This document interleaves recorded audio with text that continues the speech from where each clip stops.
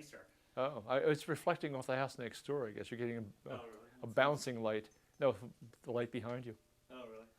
But the light coming from this. Yeah, that's moving around also. Very nice. Give me one more count. 1, 2, 3. All right. So we're in the Navy.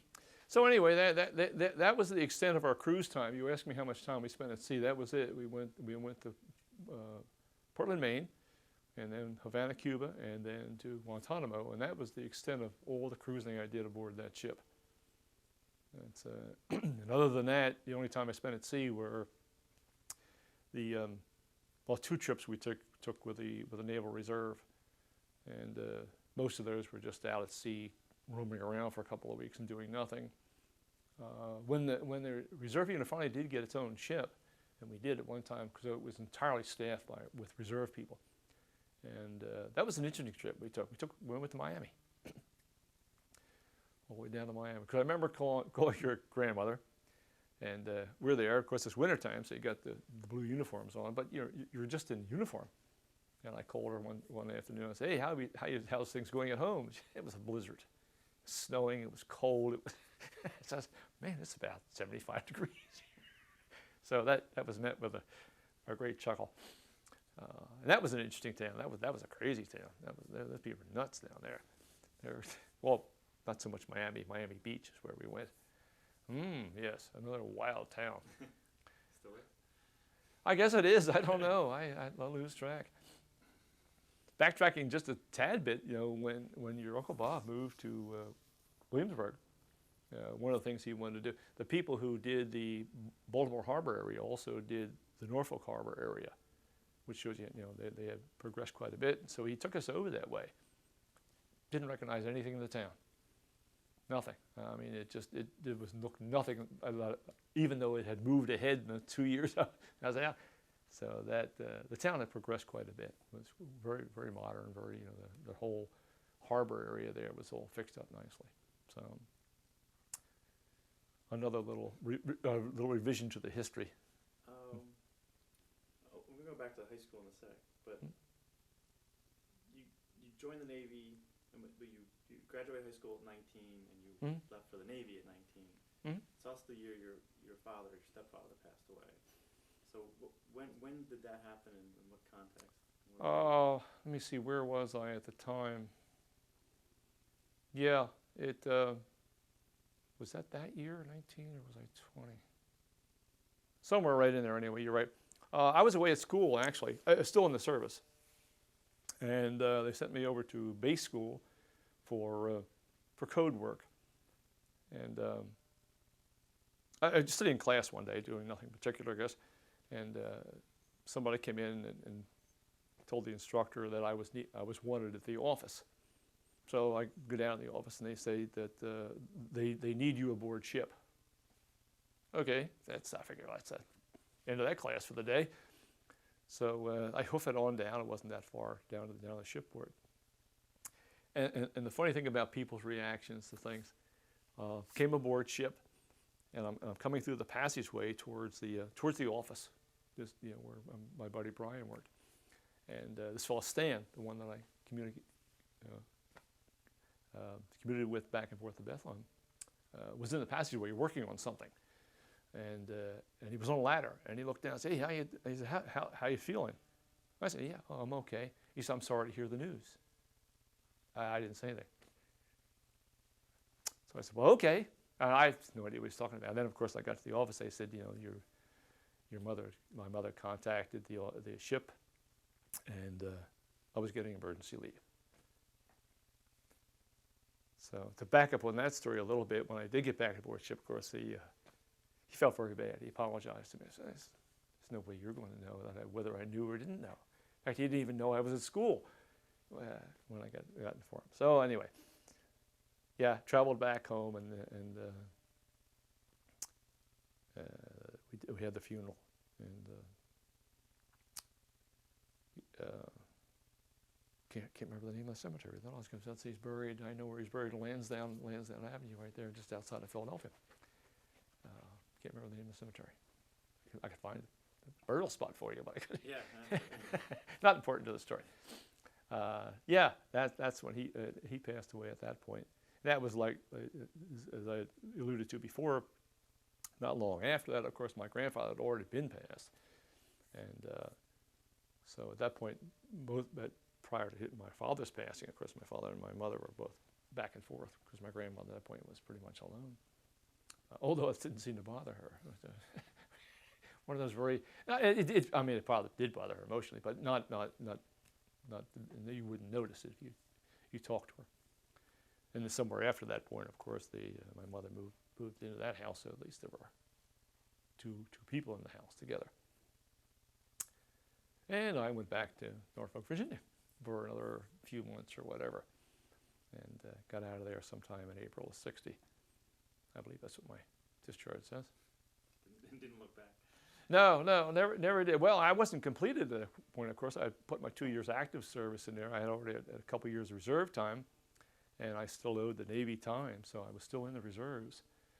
I think I spent another year and a half or so, and then they said, well, your contract's up in a few months, and they said, if you're not going to sign up again, they were reorganizing at the time. I said, no, that's fine with me. I said, no, I'll take my, yeah. I don't have anything left from the service at all. Everything I had, any of the fellows that were down there that needed uniforms, I gave them away. Now, had I been called back for any reason, been an interesting thing. But somehow when I, turned my head this way and I'm going.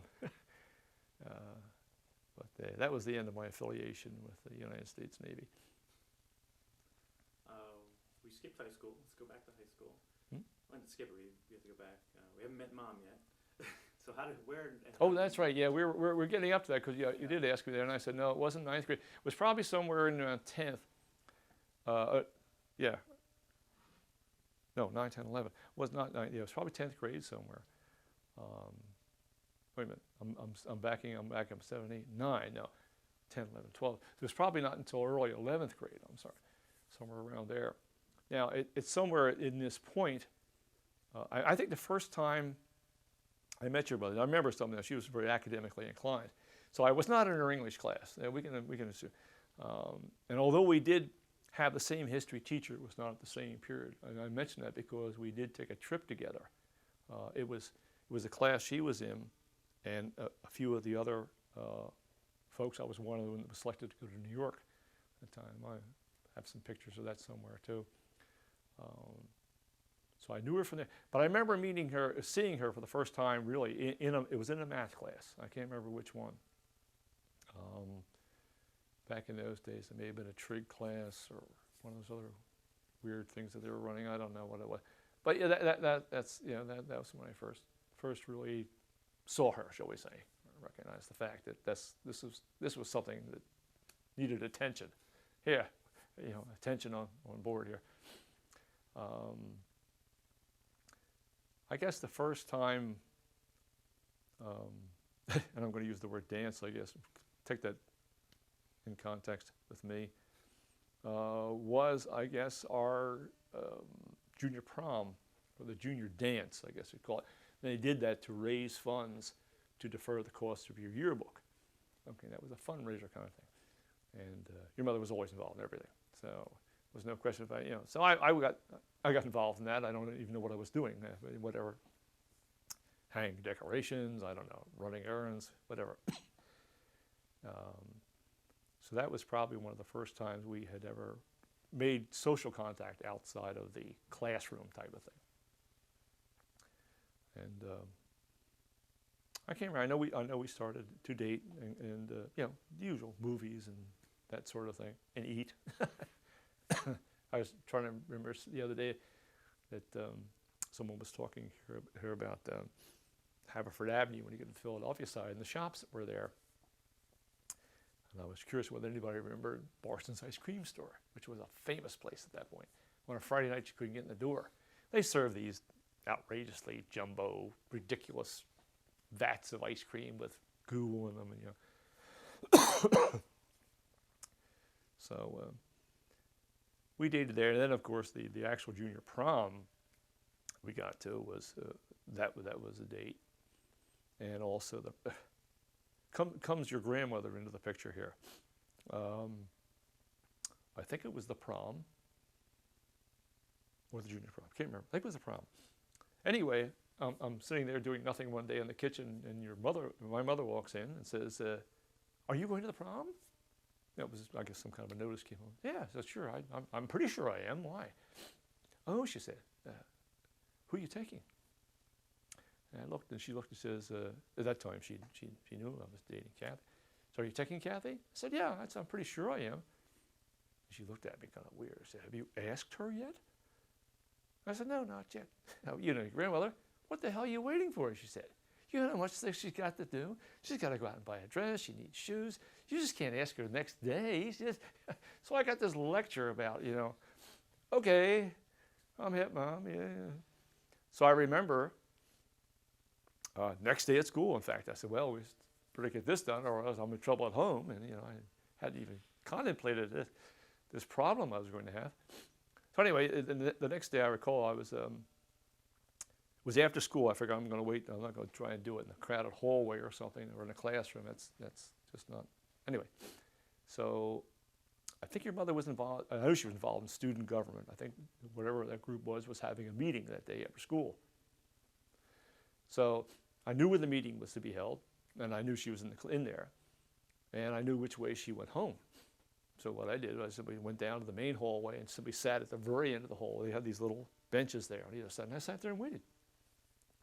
And when she came down the hall, that's when I asked her to go to the prom. I don't know if it was romantic or not, but it was. How long did you wait? Wow, it seemed like a while. It probably was a good half an hour or so. That's romantic. Yeah, no, it wasn't a 2-minute wait. No, because the place is empty. Yeah. What I'm surprised about is I think about it today, they'd have thrown you out. What are you waiting? What are you doing here? Or had you arrested for, loitering or something? But in those days it was okay. You could do that. She said yes, obviously. Yes, she did. Yes, she did. Some things go smoothly, some things don't in life, but that ran very smoothly. So yeah, we had a good time. It was a lot of fun in high school. Too bad I didn't take it more seriously. But anyway, there was a lot of fun in high school. So what do you remember about dating at that period? It was from 11th and 12th grade, right? Yeah. That was. We did a lot of fun things. It was, again, there wasn't always a car available, so a lot of time it was by public transportation. And that's when your mother bumped into another one of my traits, and that is, I knew everybody, and I didn't know anybody. I can't remember names to save my soul. I always tell you that someday before I leave this earth, I'll forget my own. It's just, I don't know what it is. And there were several instances like that. One of them, we were coming back from a movie in Center City at that time, Philadelphia, and we had taken the Market Frankfurt L and gotten off at 63rd and Market, and then the bus ran down 63rd and then swung into 58th Street, which of course left us off a block from where your mother and and Pop lived. So we're standing there, and it's dark hour of the night. I don't know what it was. It was late, 10:30, 11 o'clock, whatever. You wouldn't do that today at 63rd and Market. But anyway, we're standing there waiting for the bus. Along comes this guy, and he's 3 sheets to the wind. Yeah, so it doesn't bother me. I don't care. He's black. That doesn't bother me either. I don't really care about that. And he starts to talk. Well, so I answer him. And the next thing you know, he reaches in his pocket and he gets out his wallet. And he's showing me pictures of his kids, and his whole family. And this went on for 10 minutes, and the bus comes and says, "Hey, nice talking to you." Did you? No, I had no idea who this guy was. What makes you think I would know who this guy is? I said, you don't reject people because you don't know them. Hey, he was a friendly guy. He was a little shot in the wind. Who cares? Anyway, yeah, there was, and I did that often. That was just, people just come and start talking to you. It's okay with me. As long as you don't come and start arguing with me, that's another whole story. But talking, Yeah, we got around mostly about that. I remember one of the other places we liked to go was Almanesson, New Jersey. They had a big dance hall over there, and they always had a live band over there. Interesting place. Freezing cold in the wintertime because we're right on the lake. But that was a fun place to go. I don't even know whether it's still in business anymore. No, probably not. I guess that's now. There's probably something else that went by the wayside. So yeah, we did a lot of things. Movies mostly. Movies were a big thing in those days. It was you could go to a movie and find something pleasant to watch, you know, and be entertained. And whatever social, you know, whatever, if there was a get-together at somebody's house or something. That all through high school, of course, I worked in a grocery store, corner store, mom and pop store. Heck of a nice guy. I worked for him a little over 3 years, I guess. Up until the time I took that job over at Trent, that was probably the longest employment I ever had. I was in and out of jobs rapidly, by choice. You know, you get there and you say, this isn't going anywhere, and so you pack your bag and leave. I'm very lucky all my life. You know, no reverse gears, never looked back. I don't think I ever went back to a place I worked, except once I had to go back and sign some papers because there was a financial thing involved. Other than that, no. It's, you know, just moved on. So yeah, there was there's some good times. When you graduate and you know you're going in the Navy, you know, so what's the conversation with mom at that point? Well, you know, your grandmother had already kind of much accepted the idea that I had signed up. Again, the time to discuss that was then, and we discussed that. And your grandmother was not a funny person; was a very direct person in that sense. You know, she would put her 2 cents in, but trusted my judgment without a lot of question. As long as I could answer the questions of kind of like the why and the what and the who and sort of thing. But she raised me to be very independent, as she was. And it doesn't surprise me that that's the way she did things all her life, and that's the way she raised me. And to this day, I don't necessarily go with the crowd. In fact, I don't even have a crowd. I never had a crowd. You know, 3, 4 guys, that was a crowd. That was as far. Not that I didn't have a lot of acquaintances and friends, and it was not a matter of disliking people or being angry with them. It was just that I had a few select people, and that's who I stayed. So no, I'm sure she had problems with it, especially at my father's death. Of course, that left her there by herself for few months, 6 months, 7 months, whatever my duration was. I can't remember now. Yeah, I'm sure that didn't make her happy, but you know, there again, the obligations are obligations. How about my mom? What was you going off the Navy? You decided I'll see you in 2 years, or just keep in touch? Well, from high school, of course, Mom went to Penn, so she had 4 years there. And that was a big thing. There's no question that, you know, Nan and Pop were very adamant about education, and so was I. While I wasn't particularly a student, I recognized the absolute necessity to be educated. So no, I was very much supportive of her, you know, finishing college. That was never any problem. But yeah, I don't think to this day I've ever written a letter to anybody, other than those 2 years. So you guys wrote letters back and forth? Yeah, a lot of letters back and forth. Yeah, it got to be. Well, you know, like I say, there's a lot of time on your hands in the service, and I used to do a lot of her envelopes in calligraphy. So you know, not that I was terribly skilled at it, but the postman had got a kick out of it. Did you think at that point, this is the girl I'm going to marry, or was this, you weren't sure yet? I was relatively sure, yeah, I was relatively sure. Now, of course, you got to remember, too, that a 2 years separation is a lot. Obviously, I talked about a lot of people I've met, and of course, your mother went to a major university, so she's also going to meet a lot of people, and, you know, anything can happen in between. But yes, yeah, I had pretty much at that point decided. Now, of course, you know, then again, you think, well, now, how am I going to do this? You know, I can do this, how am I going to do this? Of course, at that point, I had, even leaving the service, I had no real marketable skills other than the willingness to work. So, you know, it was a matter of getting it. But that's one reason I knew I wanted to get out of the military. This is going to do nothing for me. I'm not going anywhere here. I'm not staying here. I'm not learning that much here. So, of course, they won't teach you much if you're not going to stay. You know, it's kind of one hand washing the other. Yes. So I needed to get out and start the wheels turning. And that's when, of course, you start going through a dozen jobs.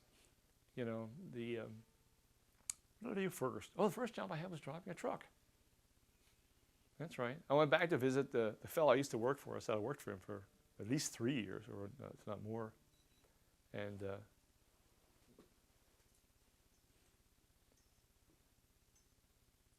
just beeped? I don't know. Keep talking. Okay. What, about anything in particular? Yeah, no, it's, Okay. We're doing good? it's recording. Okay. And that's weird. No idea. I won't worry about it. Anyway, as I said, I went back to visit him, and he asked me, so what are you doing? I said, I just got out of the service. I'm not doing anything. I'm bumming. I'm living at home off the fat of the land. So he reminded this fellow, Dave, that he always delivered the produce. He said he just lost his driver. He said, the guy got another job. He said, you want to drive for him for a while? I said, I got nothing to do. I'm looking. Oh, he said, well, you can chance to look because it's an early morning job. And he said, you're done early in the afternoons. You still go out and do your interview thing or what. So anyway, I met the guy. He leased the truck out of a little shop up somewhere around 5th and Rockland, which is up off of 5th Street, not far off the boulevard. The only trick to this thing was, of course, I had to meet this guy down at the produce market at 4 o'clock in the morning. That didn't bother me terribly. And we drove around. I worked for him for, I don't know, several months, maybe 6 months. I can't remember. Short time. Anyway, I'm coming down this little street somewhere in North Philadelphia. I don't know what it was. The old cobblestone streets with the trolley tracks, and coming up to a red light. And of course, you step on the brakes, and suddenly, the cobblestones were above the asphalt because the streets were terrible, and so were the trolley tracks, which were wet. So fortunately, I was only doing about 5 miles an hour, but we went careening into the back of a PGW truck. Yeah, now nobody was hurt, but the doors were dented. We got this kind of thing. I said, you know what? It was a lousy, rainy morning. It was a Monday morning, no less. So I said, Dave, this is it for me. He said, don't worry about it. It's not a big deal. He said, hey, it happens to everybody. I said, yeah, I know. Once is enough. So I left there.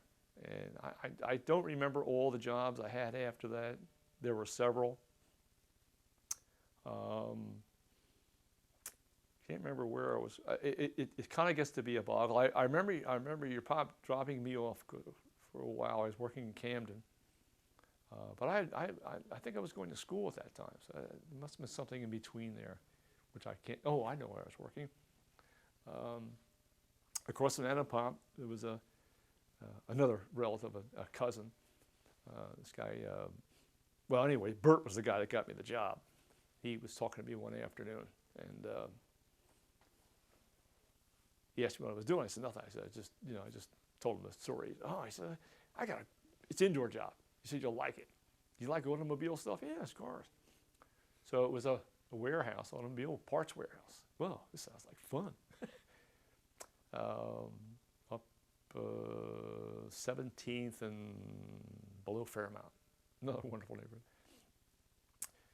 So I did that for a few months actually. I worked there probably close to a year, because that's when I started going to school at night. That's when I started going to Temple. From 17th to Fairmount, I used to be able to go up the Broad Street and walk right up Broad to Temple, and started their tech school. That's when I started that. What did you go to school for? Well, at that time they didn't have an engineering school, so it was for an associate's degree in technology, mechanical technology. So I started up there, and I know what it was. My buddy Jack comes into the picture. And he calls me one day. He says, what are you doing? I explained it to him. Oh, he said, no. He said, come on, go out to Boeing Bertol. Yeah, at that time their big plant was in Morton. He said, come on out. He said, these people are hiring like crazy. He said, they're paying outrageous amounts of money. Okay, I said, sounds cool to me. So I took off one afternoon, which was not unusual for me. That job at the warehouse was really a bore. In fact, the neat part about it was you used to get downtown and you took a bus up 17th Street. Well, there you were in Center City. What a nice day like this. I was going to work. I used to call from a payphone. Oh, homesick. They liked me there. Fortunately, otherwise, anyway. So anyway, I got to Morton, and you fill out all the applications and things, and they say, "Well, we'll call you." Oh, okay.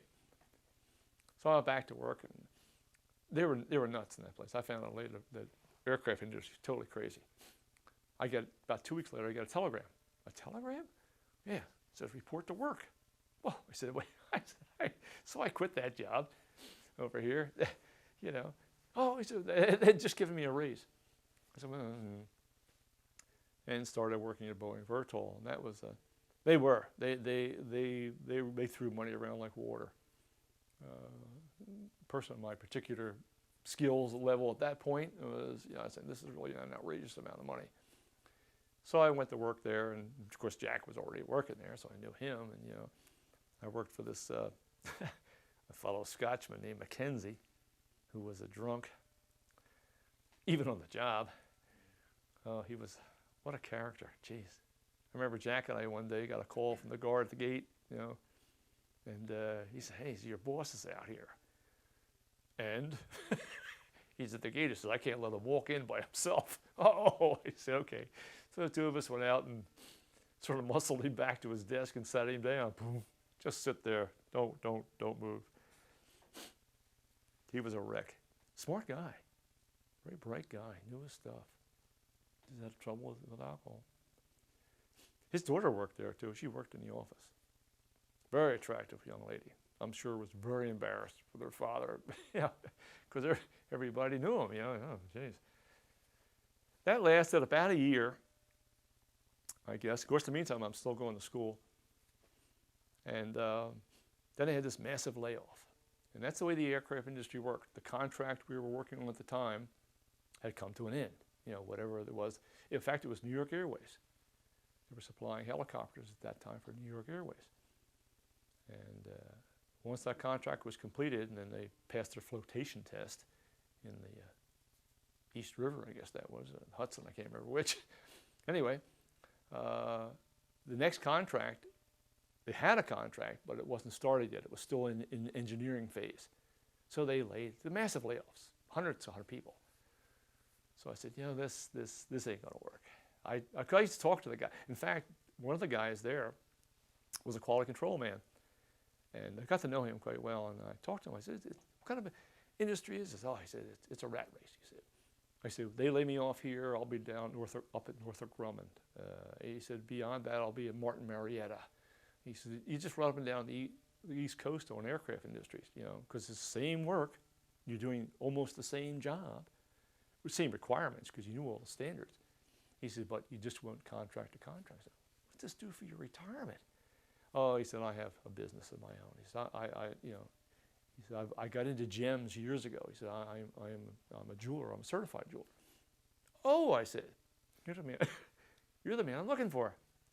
Explained my situation. So that's where I got the ring. He said, you tell me your budget. I said, I'll get you the best ring I can get you for that kind of money. So, and it was. We had the ring eventually appraised at some point. It was a good stone. So there, it wasn't a waste that year. Here's this guy. And what benefit did you have from that job? What did you learn? Well, I learned not to work for the aircraft industry, and I learned a little bit about jewelry. So along comes Ed Mullen. Now at this point, Reed and Ed are married. How far back this goes, they're married 50 years this month. And he says, are you going to, he said, I understand you're going to school tonight. I told him, yes, I'm taking mechanical design. He said, have you worked in any drafting? I said, no, not really, only schoolwork. I said, we got a job over here. It was a little electronics firm in Lansdale, Lansdowne, pardon me, not Lansdale, Lansdowne, right off Baltimore Pike. He said he was working there as an electrical engineer. I said, well, I have no way of getting there. No, he said, don't worry about it. I'll take you in the morning. That had its fallacy. You know Ed, of course. Ed doesn't rise until the sun is dead overhead. So, and that's when, and I'm already explaining to you jobs that have come and gone, come and gone, come and gone. Well, this job come and went too. I was there about a year. It was good background. That's the first drafting job I ever had that actually needed the skills of a draftsman and or partially designed. You didn't do a lot of design there, a lot of sheet metal work. In fact, the last project that I worked on there was WPVI, Channel 6 over on Sea Line Avenue. So that contract folded, and so did the company. Bing went out of business. There were two brothers there that tried to buy the business, but the guy that owned it wanted to write it off taxes. No, GE bought the place. That's right. GE owned the joint. They needed a tax write-off, so they did. They wrote it up, closed the doors. I think it was not long after that that Ed said, you know, this is, because he was tired of working for people. He had worked for this company and a couple other companies. He said, you know, there's nothing out here working for people. He said, you're in a job 2 years and you're doing something. Next thing you know, they close the place for a tax write-off. I believe it wasn't long after that that he went into business. And of course, he was in business until the day he retired. So I left there. I don't know where I went from there. You didn't work with Ed there? That was something he recommended? Or No, he was electrical engineer there. Yeah, well, that's how I got to work. Okay. Now, it was late in the morning. You know, you didn't start at 8 with Ed. You started maybe 9, 9:30. But you might have been there till 7 in the evening. Because, you know, his whole time frame shifted 2-3 hours. At this period, it's high school and after high school, you had met Nan and Pop at that point. Oh, yeah, yeah. What was that like at that period before you were married, the relationship with them? It was good. I don't think I ever had a bad relationship with people like that. No, that was one of the very fortunate parts of my life. You know, we talked about earlier, of course, about my family being, you know, such a tiny element in my life. No, they were always very good to me. I remember, and I'm sure your mother's told you the story of me eating 2 Thanksgiving dinners because you couldn't disappoint anybody. Your Nan and Papa always ate early.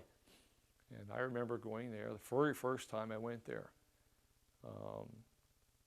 And of course, your grandmother said, "You just can't go there empty-handed. That's not, you know, that's not the way you do it." She was great for that kind of thing. She was a real big help. She was my mentor as far as, you know, working with women. Not that I always had a good relationship with young women, as friends, you know. So I said, "What do you suggest?" "Well," she said, I don't know. Flowers are always nice," she said. So I boogied over to this florist that I knew.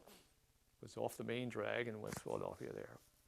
And they had these big pom-pom mums they used to use at the football games. I mean, they were like, that's big. So that's what I bought your Nan the very first time I showed up.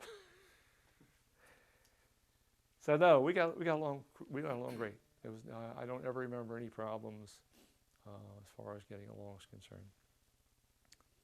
You know, his in fact, Pop kind of liked me because, you know, he was an athlete.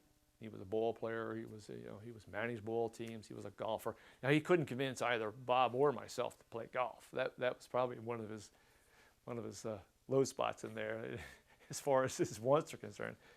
But he appreciated the athleticism because that he was also an athlete. So we had a lot to talk about. And at that time, of course, he had been, and maybe still was. I can't remember when he shifted jobs, but he was a machinist for many years. So he was very much heavy into, you know, mechanical things and mechanical workings. In fact, he tried to get me to take an application down at the Navy Yard. He didn't convince his son or his daughter. Didn't convince me either. I somehow washed my hands of a lot of government work. I had been foretold was government work, and so now somehow I want to. That was a good inclination, but no, that was a good relationship. They always took me places. I admit, I can't say I have any members of their family I met, which I couldn't begin to tell you their names. Other than I heard Mom mention the other night there about Lou and May. They were nice. That was Pop's cousin, one of Pop's cousins. For sure, close to Bob and Rita. Yeah, they were. Yeah, right. Yeah. Same way with Aunt Sarah. Now that was another. That was Ed and Aunt Sarah were never on the same page. Never. They're always nice to one another. But your Aunt Sarah was an extreme. Well, she raised her family by herself. Her husband died when children were very young, so she had a whole different outlook about financially being stable. And of course, when Ed decided to go in business, she had no idea what that meant. What? Because Ed just mortgaged the house to the hilt. That's how he went in business. And then later on, he told me, he said that's how Sharon got into LaSalle University. He said I was poor. So on paper, I didn't own anything. I was dirt poor. I was in a hole. So they gave her a scholarship. He said the first thing I recommend is get rid of your money. Don't have any money when you go to college. No, don't. So him. But yeah, that was a good relationship, and it was all the years we were together. They were always good people, which is why I never had any hesitation about doing anything I could.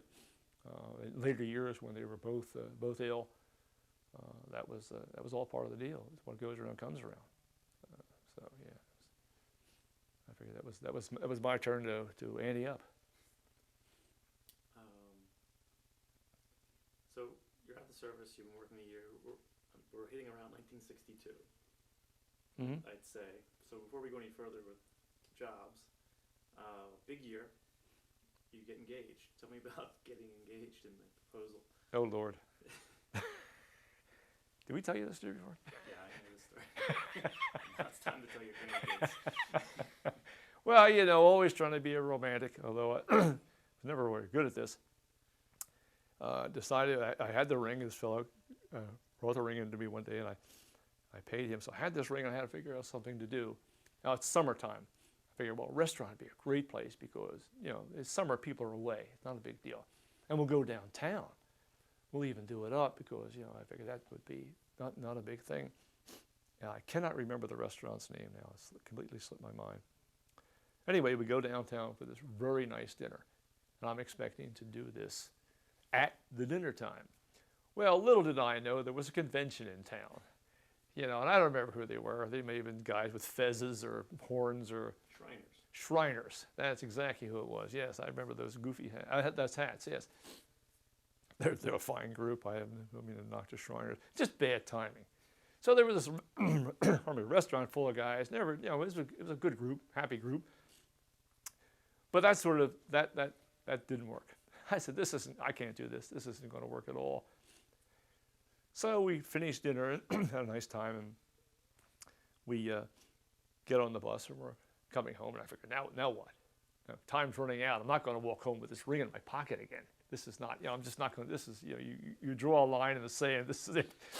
So we get off the bus, and Mom's horsing around doing something, Of course, I got this thing in my pocket, and I'm not, I'm not in a playful mood at this point. My plan has been destroyed. Somebody threw a hand grenade into the foxhole here. I'm trying to figure out what to do. So we get home anyway, and we go in the house, and Dad and Pop are sitting there watching television. So at some point, we got to the kitchen somehow. I said, well, let's go out back. They had a little porch out there. It was a row house. It wasn't much to it. So we walked out there, and that's where I proposed. I said, I figured this is it. This is as much privacy as I'm going to get tonight. So I said, hey, because I already told your grandmother. I said, I showed her the ring. I said, this is it. So if I had gotten home that night, brought that ring home, I'm not exactly sure what my health would have been thereafter. So yeah, I proposed to her at that point. That was it was a fun evening. I look back on that. It's hilarious. What are you going to do? You plan, you do, and You got the yes. Yes. Yeah. Exactly. Yes. Without accompanied with the Shriners. And of course, at that point, then the explanation came out why I was so irritated at the restaurant. What's to be irritated about? We're sitting here having dinner. What's the big deal? Oh well, sometimes when your plans don't go right, you just get unruly. Well, Plan B worked. So, Yes, it did. Yes, it did. I guess Nana and Papa were the first to know. Yes, they were. They were sitting right in the living room. Yeah, yeah. Assume they were happy. Yes, they were. Yeah, they were very happy. Yeah, at that point, we had been, we'd been dated quite a while, even though we were in the service, and Mom was still going to school and all. Yeah, so, you know, and like I say, there was nothing that to have tried to interrupt her schooling would have been a disaster in that family. I mean, you know, you got to know where things are going, and that would have been the last thing I wanted to do, because, you know, as a young person, everybody has a kind of a philosophy in their own head about their life, where they're going, who they are. Immortality, that kind of disappeared somewhere when you lose somebody very young in your life. Like, I'm talking about a peer, a friend. So, you know, you're just not quite sure. Gee, look how fast, a young guy, look at that. He's, you know. So then, and then of course the serious side of the matter is, well, you know, do you want a family? Yeah, I definitely, and of course Mom and I talked about that. Yes, definitely wanted a family. So then a very serious question arises. Well, then you want to marry somebody who is capable, you know, who you think is going to be able to raise a family, and should anything happen to you, maybe even raise a family by themselves. My mother did. My mother, you know, was in that situation for a while. So I knew how critical that was. And certainly the better educated a woman was, the better chance she had of being independent should anything happen to me. So, and there was a love feature too, don't misunderstand me. I fell in love with your mother in 11th grade math class. So, I mean, you know, but the romantic side and the practical side, where, yeah, she was and always has been. So yeah, that was an exciting year. That was an exciting year. Yeah, May wedding. That was a lot of fun. What do you remember? About the wedding, not a lot. I mean, the wedding itself was of course, it was a huge church, one of the biggest churches in West Philadelphia. But you know, don't remember much.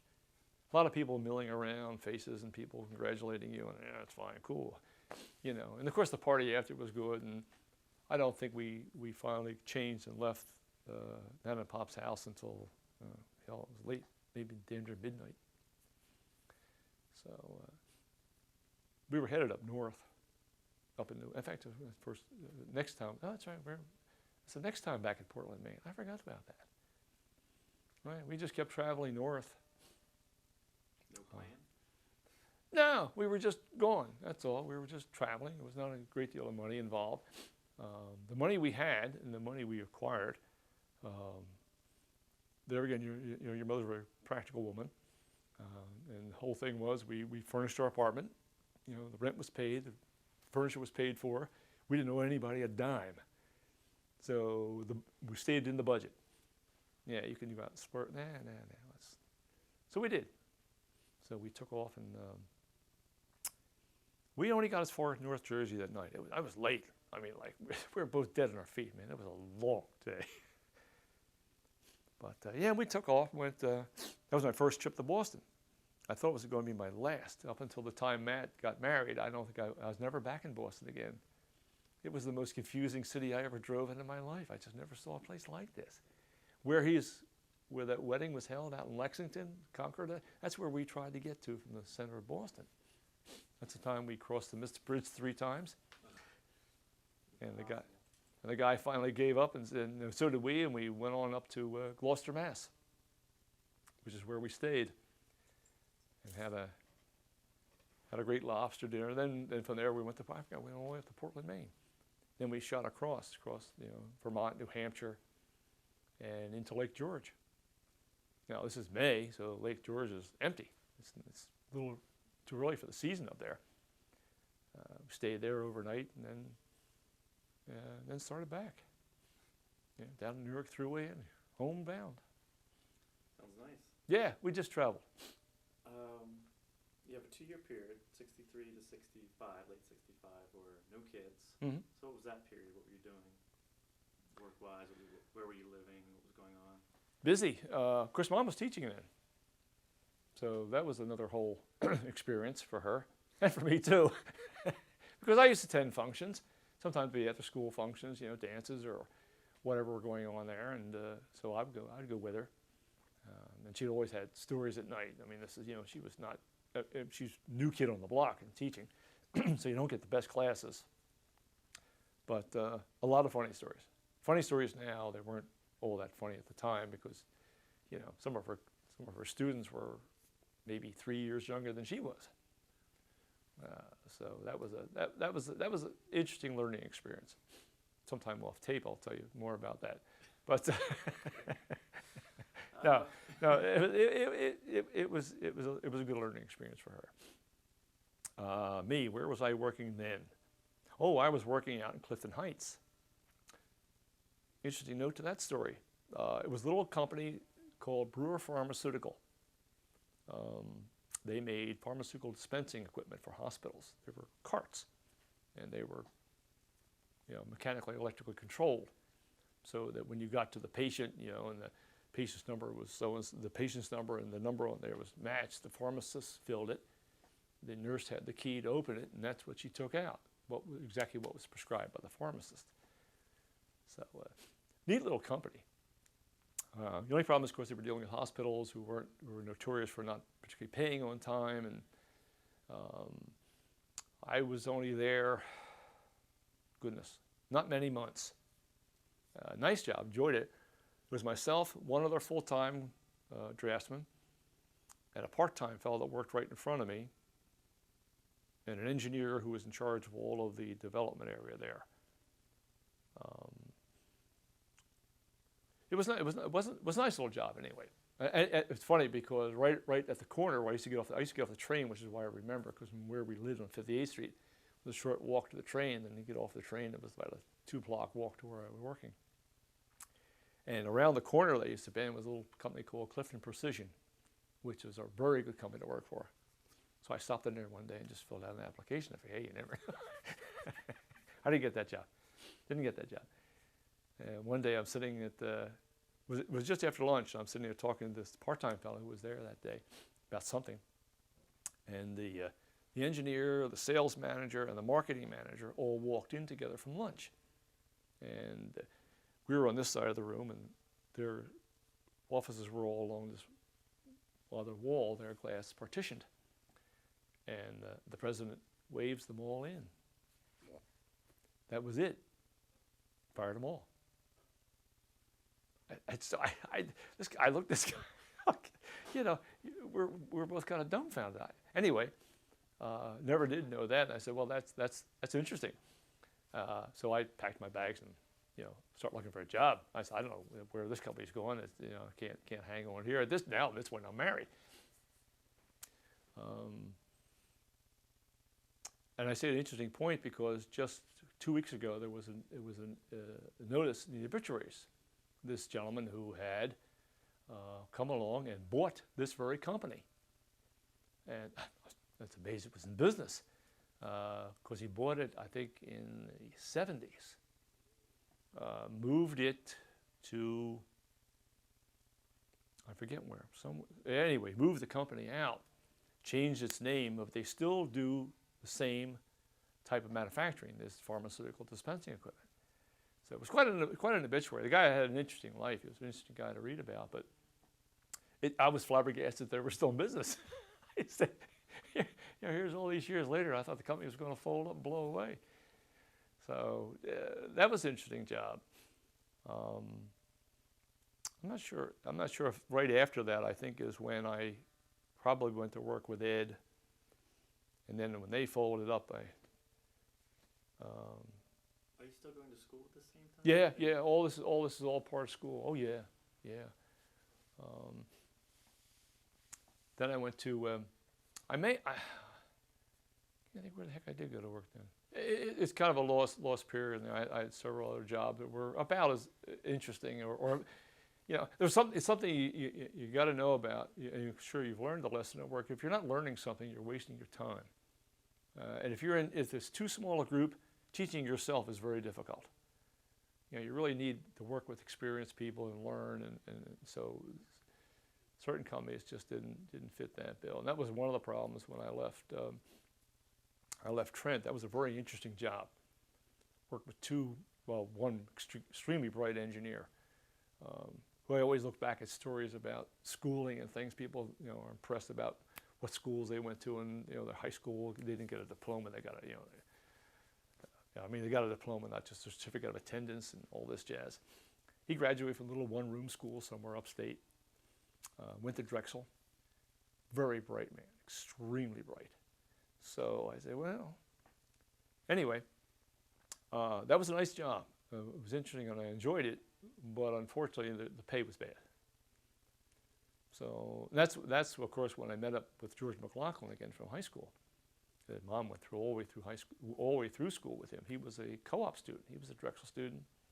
Was there as a co-op. He left school. I don't know how many years he put in Drexel. I can't remember.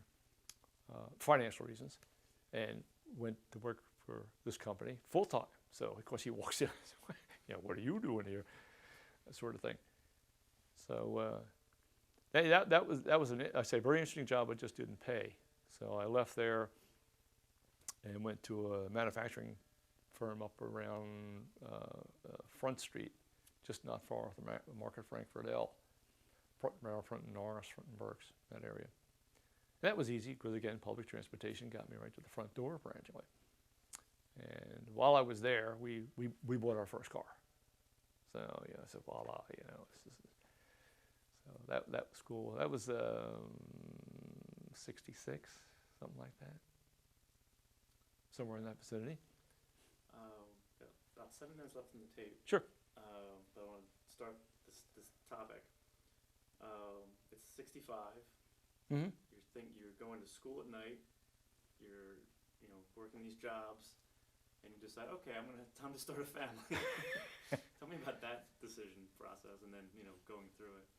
Well, there again, of course, we had already decided. We had talked about this prior to getting engaged. In fact, about particularly then after engagement, about a family. So we certainly decided we wanted to do that. That we wanted to move ahead with that. So we kind of started off on a. That's why sometimes I get amazed when I talk to some young people and they decide, well, we don't have enough money to start a family.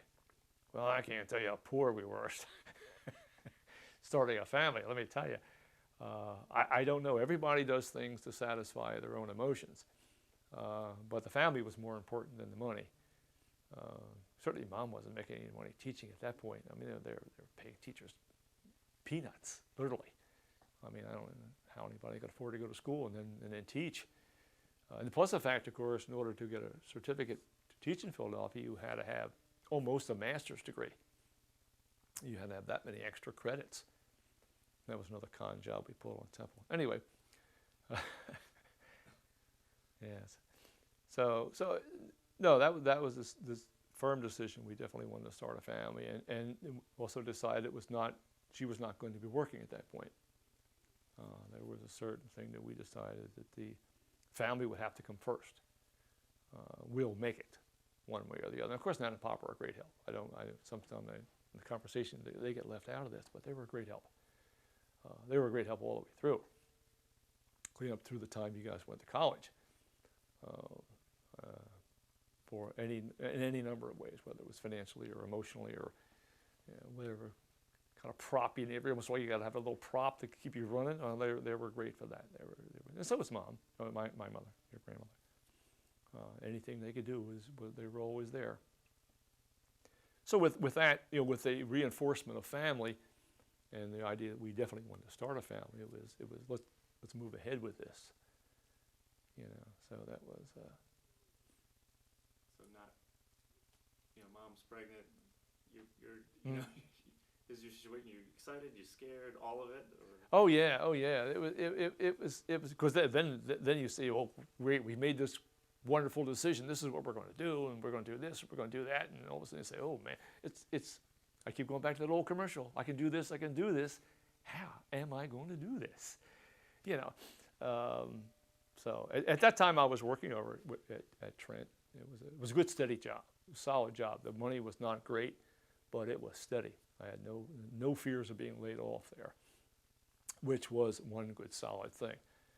And like I said, at that point, of course, we also took on the obligation of a car, but we were only renting at that point, so that wasn't an outrageous amount of money. It was a very reasonably priced place. It was an old 3-story there in West Philly, so it was, you know, it was a very reasonable. So it was exciting. It was exciting times, you know. And here we go with this whole learning experience thing, and of course, you know, David came home just right Christmas time, born on the 21st, so that was another whole thing. Of course, you know, Nan and Pop are ecstatic.